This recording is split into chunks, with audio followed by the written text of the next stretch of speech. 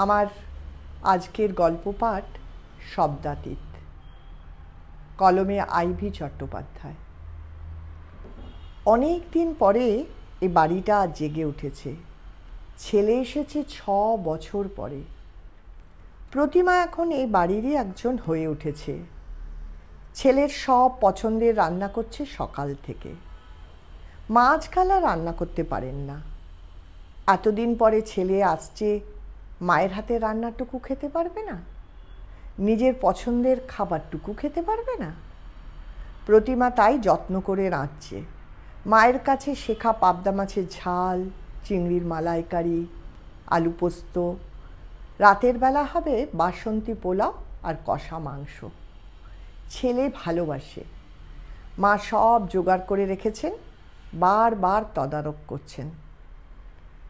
বাড়িটা গমগম করছে কতদিন পর। বাবা হঠাৎ করেই অচিন দেশে পাড়ি দিয়েছেন। সে সময় ছেলে আসতে পারেনি। আহা, শেষ দেখাটাও হয়নি। কতই না কষ্টে আছে ছেলেটা। মা বারবার বলছেন আর আঁচলে চোখ মুছছেন। ছেলে ঘুম থেকে উঠল বেলা 10টা।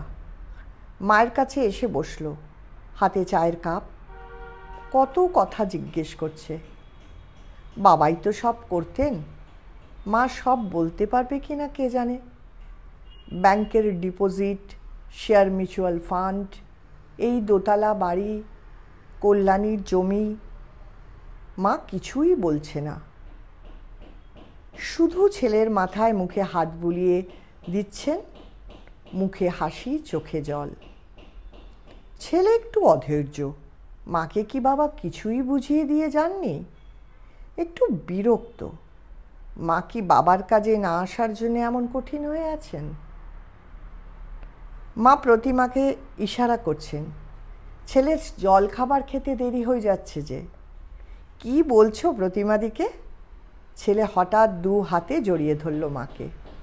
বাবা চলে যাওয়ার সময় না আসার অনিবার্য কত কারণ, কত চিন্তা থাকে মায়ের জন্যে। সব সময় তোমাকে নিয়ে চিন্তা হয় মা। বড্ড আবেগ মায়ের। এই আবেগের জায়গাটা স্পর্শ করলেই মা নরম হয়ে পড়বে। তারপর বলল, এবার মনে করে বলো, আর কোনো ব্যাংকের বই আছে?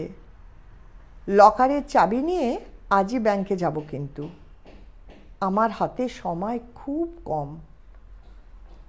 কার সঙ্গে এত কথা বলছো ভাই?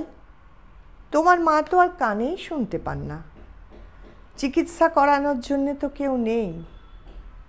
কাকু থাকতে কানে শোনার মেশিন নেবার কথা হয়েছিল। কাকু চলে গেলেন, আর কাকিমা। শ্বাস ফেলে চুপ করে গেল প্রতিমা। জীবনের শেষ দিন পর্যন্ত বাবা ছেলের অপেক্ষায় থেকেছেন। ছেলে আসেনি, খবরও নেয়নি। আজ বাবার টাকা সম্পত্তি বেহাত না হয়, তাই এমন হঠাৎ আসা। একাকিনী বৃদ্ধাকে এসব বলে কষ্ট দেয়নি প্রতিমা। ছেলে এসেছে, সেই আনন্দেই থাকুক মানুষটা। কিন্তু ছেলেটা যে টাকা টাকা করে ব্যস্ত করে তুলেছে কাকিমাকে। কাজের লোকের এই জ্বালা, সব দেখেও চুপ করে থাকতে হয়। তবে আজ মনে হচ্ছে কানে শুনতে না পাওয়াটা কাকিমার জন্য শাপে বর হয়েছে।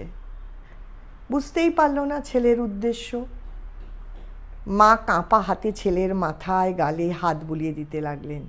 তারপর উদ্ভাসিত মুখে হাত বাড়িয়ে প্রতিমাদির হাত থেকে খাবার প্লেট নিয়ে হাসি মুখে ছেলের দিকে এগিয়ে দিলেন।